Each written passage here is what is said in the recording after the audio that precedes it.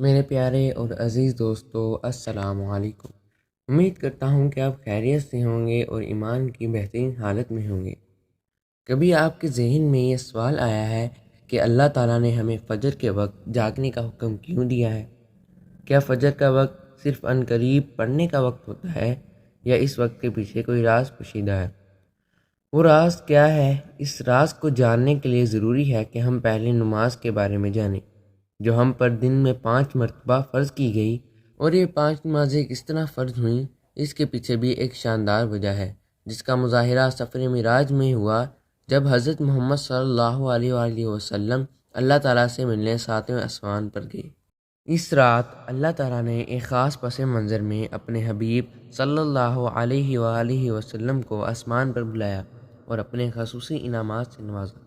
اس مبارک سفر میں اللہ تعالیٰ نے اپنے قرب خاص سے نوازا، انبیاء کرام علیہ السلام سے ملاقاتیں کروائیں، جنت و جہنم کا مشاہدہ کروایا، اور نیکوں کے اجر و ثواب اور بروں کے انجام و عذاب کا نظارہ کروایا۔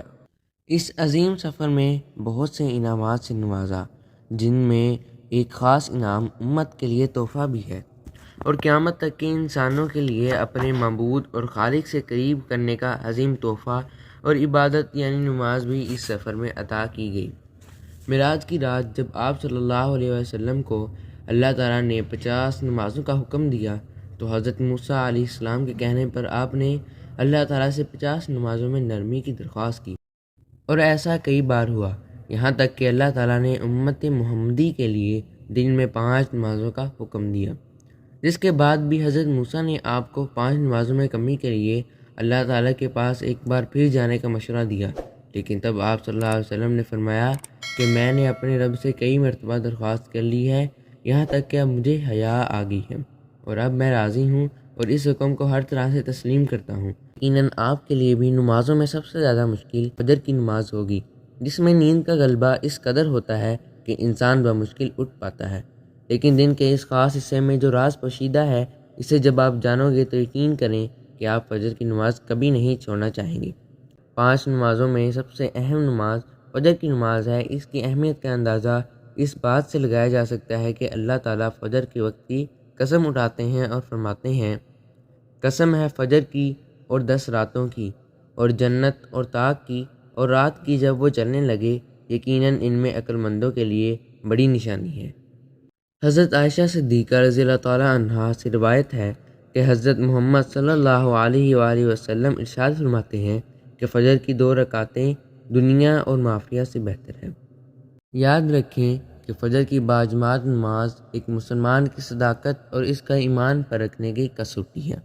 حضرت عبداللہ بن عمر رضی اللہ تعالیٰ عنہ فرماتے ہیں، ہم اگر فجر اور عشاء کی نماز میں کسی آدمی کو نہ پاتے تو اس کے بارے میں اچھا گمان نہیں رکھتے تھے۔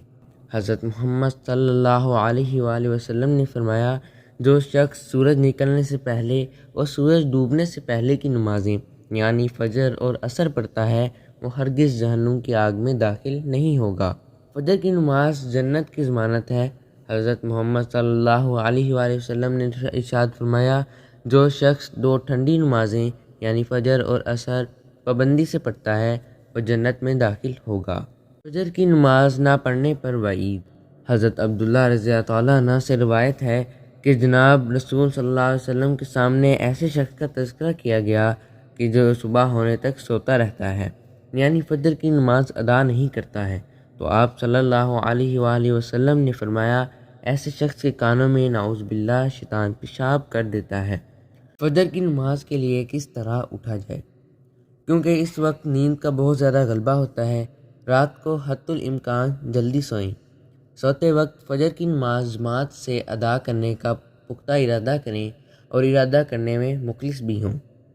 ایسے اسباب اختیار کریں جن سے فجر کی نماز کے لیے اٹھنا آسان ہو۔ اگر ان سب کاموں پر عمل کر کے سوئیں گے تو انشاءاللہ تعالیٰ فجر کی نماز باجماعت ادا کرنے میں کوئی مشکل درپیش نہیں ہوگی۔ حضرت محمد صلی اللہ علیہ وآلہ وسلم کا ارشاد ہے کہ اگر لوگ عشاء اور فجر کی فضیلت کے بارے میں جان لیں تو وہ ضرور نمازوں میں حاضر ہوں گے، چاہے ان کو خود کو گھسیٹتے ہوئے ہی کیوں نہ آنا پڑے۔ امید ہے آپ کو ان سب باتوں سے فائدہ ہوا ہوگا۔ اللہ تعالیٰ ہم سب کو 5 وقت کی نماز پڑھنے کی توفیق عطا فرمائے، آمین۔